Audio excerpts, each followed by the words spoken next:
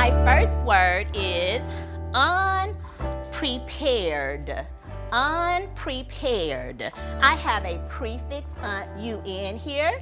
My base word is here, and then I have a suffix ed. I can take my word and I can break it apart to help me as the reader know what that word really means.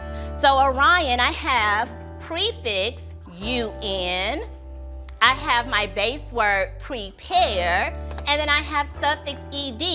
I know prefix un means not. I know prepare, Hudson, that means that I have to get ready for something, right? And then I know suffix ed means that it happened in the past. So unprepared tells me that this word it means not ready in the past. I wasn't ready for something. I was unprepared for school because I didn't pack my backpack last night. I was unprepared for dance class because I left my tap shoes at my friend's house. So unprepared means I wasn't ready in the past. Let's look at another.